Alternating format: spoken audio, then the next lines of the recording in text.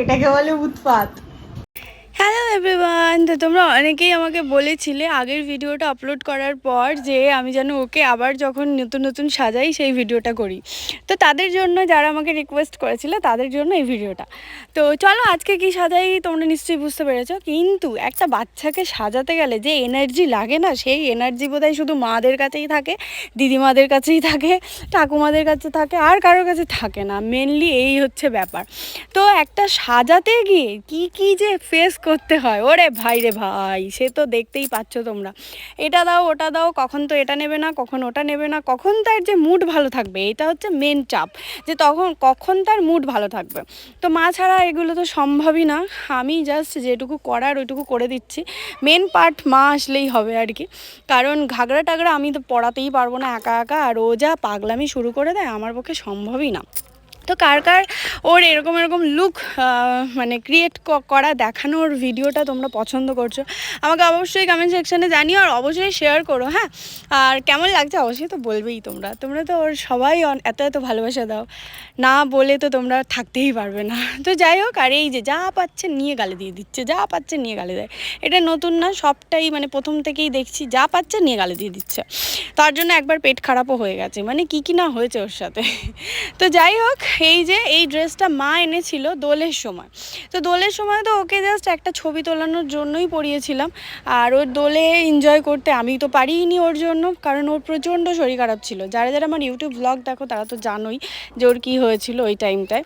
তো তাই ভাবলাম এই ড্রেসটা আর একবার পরাই, আর পরাতে গিয়ে ভাবলাম যে চলো তোমাদের সাথে শেয়ারও করে দিই যে কীভাবে কত যুদ্ধ করে একটা বাচ্চাকে সাজাতে হয়। আর ছবি তোলা তো দূরের কথা, এর পরের হিস্ট্রি তো দেখতে গেলে পাগল হয়ে যাবে তোমরা, যে ও কী না কি করছে। মানে ছবি তো তুলতেই দিচ্ছে না, উল্টে এই উৎপাত শুরু করে দিচ্ছে।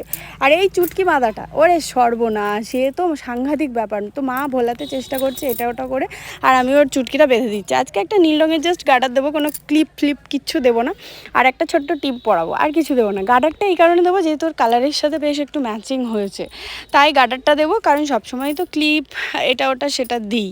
তো চলো, এই যে আমাদের ছোট্ট রাধা রেডি। কিন্তু রাধার এবারে যে সব ব্যাপারগুলো আছে, যা যা করছে কার্যকলাপ, সেগুলো তোমরা দেখতে থাকো। আর এরম ভিডিও চাইলে অবশ্যই আমার চ্যানেলটাকে ফলো করে রাখো, চ্যানেল না আমার প্রোফাইলটাকে ফলো করে রাখো, কারণ এটা তো ফেসবুকে আপলোড হবে।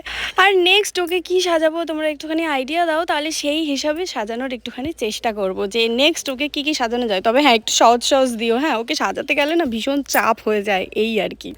আর হ্যাঁ, ছোটোবেলায় যাও বা একটু সাজার মানে ইচ্ছা ছিল, বা কিছু বুঝতো না হয়তো চুপচাপ পড়ে থাকতো, সেটাও হতে পারে। এখন তো সাজতেই চায় না, পুরো মানে সে মনে হয় যেন পাগল হয়ে যাচ্ছে, ও কতক্ষণে এগুলো সব খুলে দেবে। কি হচ্ছে, ছবি তুলবি না? কি ক্যামেরা নিয়ে নিচ্ছে, ওটো ওইটাতে এটা কি হচ্ছে?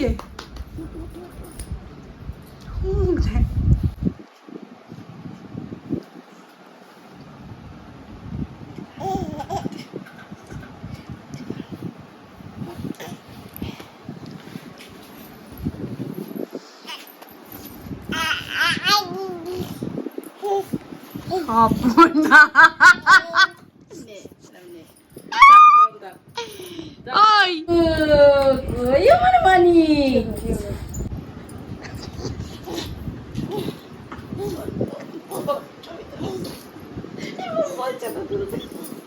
এটা কি হচ্ছে?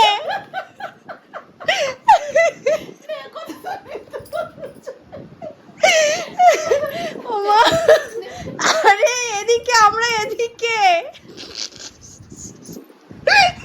মা বুড়ি না পড়ে যাবে। তোমার চেয়ার অনেকদিনের পরে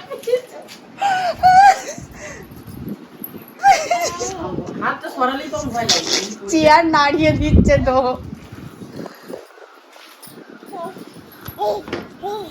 মাই কি করছিস তুই?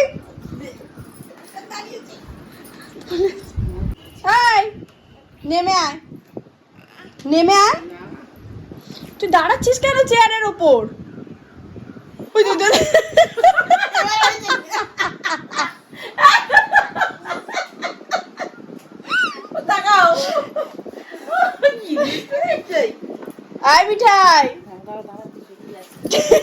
তুই পড়বি চেয়ার দিয়ে।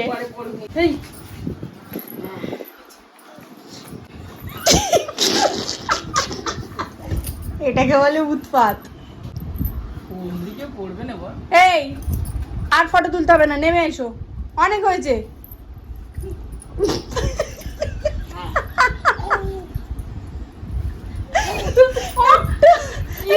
ফটো তুলতে এসে এটা কি হচ্ছে নাকি? এবার হয়ে গেছে হয়ে গেছে নাম। কি অবস্থা!